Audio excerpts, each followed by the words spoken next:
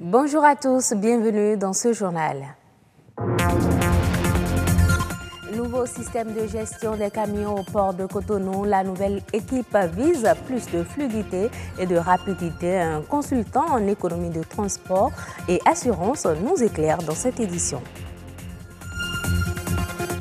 Célébration de la journée mondiale de lutte contre le paludisme hier 25 avril, occasion pour les acteurs de la santé de faire le point des avancées et perspectives en matière de lutte contre cette pandémie qui continue de faire des milliers de décès. Les habitudes mauvaises peuvent avoir des conséquences négatives sur le vécu quotidien. S'en débarrasser n'est pas toujours chose facile. Comment s'en détacher? On en parle dans un instant. Les prix des produits pétroliers ont connu une hausse pour le compte du mois de mai 2018 comparativement au mois d'avril, indique le communiqué du Conseil des ministres. Selon la Commission d'ajustement des prix des produits pétroliers pour compter du 1er mai 2018, l'essence sera vendue à 525 francs le litre contre 495 francs le mois dernier. Le pétrole qui était vendu à 525 francs le litre passe à 545 francs le litre. Le gasoil est désormais vendu à 535 francs le litre alors que c'était vendu à 505 francs le litre. Le mélange vendu à 575 francs le litre sera vendu désormais à 505 francs le litre. Quant au gaz domestique, le prix au kilogramme passe à 505 francs contre 490 francs auparavant. Au port autonome de Cotonou, la gestion des camions est désormais régie autrement. La nouvelle équipe vise plus de fluidité et de rapidité. Le consultant en économie de transport et assurance nous présente les avantages du nouveau système de gestion des camions au port de Cotonou. Donatien Falola d'Estonia Bigo, Ulvaïs Balogun. Comment désengorger le port et la ville de Cotonou en gérant au mieux les flux des entrées et des sorties des camions? Cette problématique continue d'être au centre des préoccupations malgré les réformes engagées par les autorités portuaires. Mieux, selon les nouvelles réformes, les entrées et sorties des camions se font désormais conformément à une procédure stricte et informatisée. Nous avions remarqué pas mal de changements par rapport à cette gestion. C'est-à-dire que ne rentre pas dans l'enceinte du port avec un camion qui veut, mais qui dispose donc du fret. Autrement dit, si vous voulez rentrer dans le port de Cotonou aujourd'hui, il faudrait nécessairement que vous vous rassurez que vous allez chercher une marchandise dans l'enceinte du port. Et pour y aller chercher la marchandise, il y a des conditions à remplir. Aujourd'hui, quand vous rentrez dans l'enceinte du port, vous n'allez plus voir les apprentis chauffeurs se promener. Vous n'allez plus voir un camion qui rentre dans l'enceinte du port sous prétexte qu'il va peut-être errer dans les airs du port. Un protocole simplifié, informatisé qui fait école dans la sous-région avec comme principe l'utilisation des titres d'accès pour pouvoir accéder à l'enceinte portuaire. Un énorme pas vers la décongestion, mais des goulots d'étranglement persistent. Quand il reste à faire, c'est que rien n'est encore fait. Vous savez, c'est dans le but toujours d'améliorer les choses. Mais ceci étant, nous sommes confrontés à des difficultés. Il y a d'abord des difficultés d'ordre informatique. Ça se fait déjà, mais toujours est-il qu'on peut améliorer cette forme d'informatisation des choses. S'il est vrai que le port autonome de Cotonou est un instrument important pour la promotion de l'économie du Bénin, un bon suivi du flux généré par les opérations de chargement et de déchargement des camions s'avère donc indispensable. Les députés béninois ont examiné et adopté mardi soir la proposition de loi portant régime juridique du bail à usage d'habitation domestique, en vertu de laquelle la caution sur la location est désormais fixée à 3 mois. Dans son article 58, la loi 2018-12 dispose qu'en cas de location par mois, le montant du loyer mensuel ne peut en aucun cas dépasser le 12e du loyer annuel. Le montant du cautionnement à titre de garantie ne peut excéder une somme correspondante à 3 mois de loyer. Par ailleurs, une commission nationale d'évaluation des immeubles bâtis ou non a été mise en place. Composée de 12 membres pluridisciplinaires, cette commission est chargée de fixer les coûts des immeubles en tenant compte des réalités spécifiques d'une zone à une autre. La communauté internationale a célébré hier, 25 avril, la journée mondiale de lutte contre le paludisme. C'était l'occasion de faire le point des avancées enregistrées et des perspectives en la matière. Rodrigue Blondoumé, Pégui Baguetti. Passé de plus de 2000 cas de décès en 2015 à environ 1700 en 2016, le taux de mortalité lié au paludisme a nettement diminué au Bénin, selon les statistiques du ministère de la Santé. En termes de l'état de lieu de situation du Bénin, nous pouvons dire que, à l'instar des autres pays de notre sous-région, des efforts ont été effectués au Bénin et l'incidence globale de la maladie tourne autour de 14%. 14% aujourd'hui, on a noté une tendance à la baisse des cas de paludisme grave dans les fonctions sanitaires au niveau des hôpitaux. Tout ce qui a été documenté au Bénin, on note une régression, mais la vitesse n'est pas celle que nous escomptons. On peut dire, à l'instar de plusieurs autres pays, cette baisse est quand même considérable et liée aux différentes interventions que nous avons déployées sur le terrain.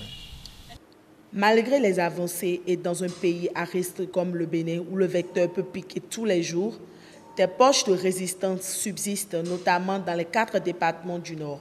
Tous les départements du pays sont à risque.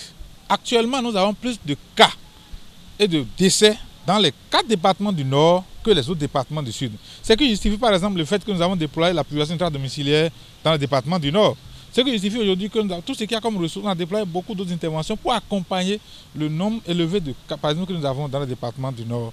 Et tout le pays est à risque. Ça suppose quoi? Si la transmission est stable dans le pays, il faut que les mesures de protection soient des mesures qui répondent favorablement à ce que nous avons comme transmission ou facette épidémiologique de la maladie dans le pays.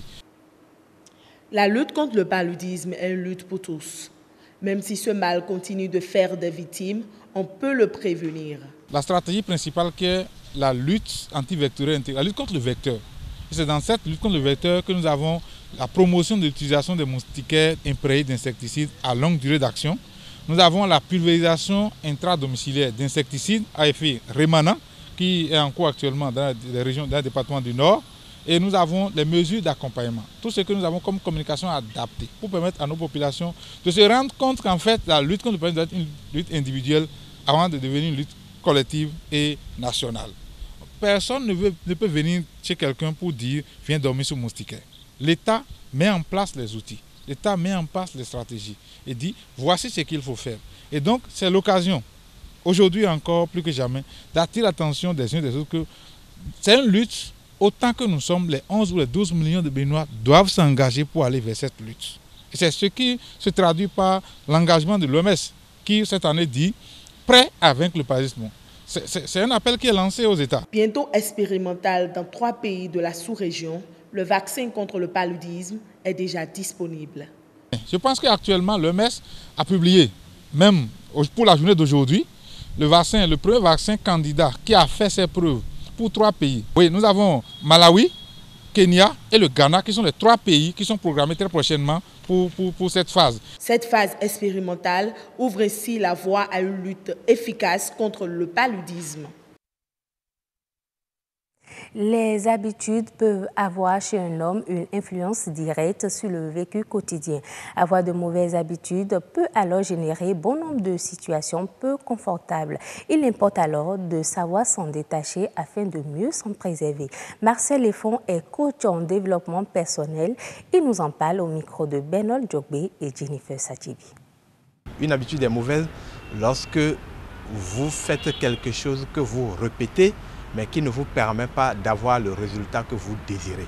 À partir de ce moment, vous pouvez dire que l'habitude est mauvaise. L'habitude est mauvaise parce qu'elle ne vous permet pas d'avoir le résultat que vous désirez.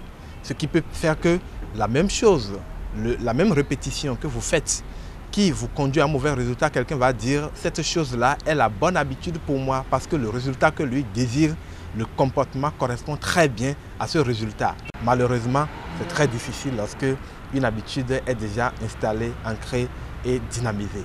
Avant que vous puissiez enlever une habitude, c'est comme dessoucher un arbre.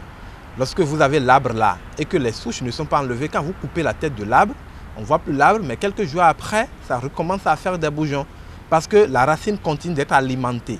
Donc une habitude a d'abord des racines. Quelque chose que vous avez commencé à faire, vous l'avez fait de manière anodine un jour. Alors, à force de le répéter, ça commence à mettre en place des enracinements et plus tard, les racines sont tellement fortes, ont créé des ramifications avec tellement de sels minéraux qui nourrissent cet arbre et qui font que dessoucher cet arbre devient la chose importante et urgente à faire pour que ça ne continue plus à sortir des fleurs, à sortir des feuilles. Les habitudes sont pareilles. Quelqu'un, comme je l'ai dit dans beaucoup de séminaires que j'ai animés, à l'endroit des gens qui sont passionnés de changer d'habitude, de produire davantage de résultats, je leur ai tout le temps dit, avant de changer une habitude, il faut que vous posez la question, dans quelles conditions j'ai pu alors prendre cette mauvaise nouvelle habitude. Et vous allez vous rendre compte que le jour où vous étiez en train de faire pour la première fois ce que vous appelez nouvelle habitude aujourd'hui, ce jour-là, vous avez créé une image positive à cette habitude. Il y a un accessoire de mode si indispensable que la plupart des femmes n'aiment pas s'en passer, quel que soit le prix.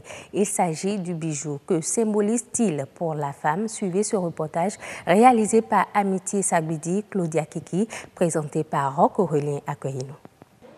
Tout comme le sac et la chaussure, le bijou, accessoire de beauté, est un petit objet de parure qui rehausse le style vestimentaire de la femme. Il lui confère aussi sa féminité depuis la petite enfance. Quand tu t'habilles sans bijoux, regarde-toi. Quand tu mets tes bijoux, regarde-toi. Je suis ici maintenant, si je n'avais pas les bijoux, tu vas me prendre comme un garçon. Depuis la naissance d'une fille, elle commence par utiliser les bijoux, on doit lui percer des oreilles. Ici au marché d'Antopa, plusieurs types de bijoux à prix différents, allant de 100 francs à plus de 100 000 francs CFA, sont vendus dans ces boutiques. Et la demande varie en fonction du goût de la clientèle. Nous avons plusieurs marques de bijoux. Il y en a sur plusieurs formes. Vous pouvez trouver même les bijoux à 500 francs. Le complet pour la femme. Mais ça dépend de sa dureté. Pour se rendre plus belle, élégante et séduisante, la femme choisit ses bijoux en tenant compte du lieu où elle se rend ou de l'événement auquel elle est invitée. Je ne peux pas sortir sans collier ni boucle d'oreille. J'en mets en fonction de là où je vais, puisque les bijoux rehaussent l'élégance et la beauté de la femme. Chaque sortie de femme a une sorte de bijou qui correspond. Et à chaque fois qu'elle doit aller au marché, aller prendre des enfants à l'école, il y a des bijoux qui conviennent. La femme qui doit aller au service, il y a des bijoux qui conviennent. La femme qui doit se marier a son style de bijoux. Tu veux aller au dehors là maintenant, le bijou que tu vas porter là, c'est différent. Tu veux aller à une fête simple, c'est différent. À une grande manifestation aussi, c'est différent. Si je vois ton visage maintenant, je sais le motif qui peut t'aller. La qualité que tu peux porter, ça va te sier. Moi, je vais te faire le choix. Ça dépend de ta poche. Bijou, c'est la femme. Le bijou, c'est le trésor d'une femme. La beauté, quoique naturelle, pourrait être révélée à un prix. Un prix que les femmes, pour faire ou se faire plaisir, n'hésitent souvent pas à débourser, tout en exigeant des bijoux de qualité. C'est la fin de cette édition. Merci de votre aimable attention. On se retrouve à 19h45.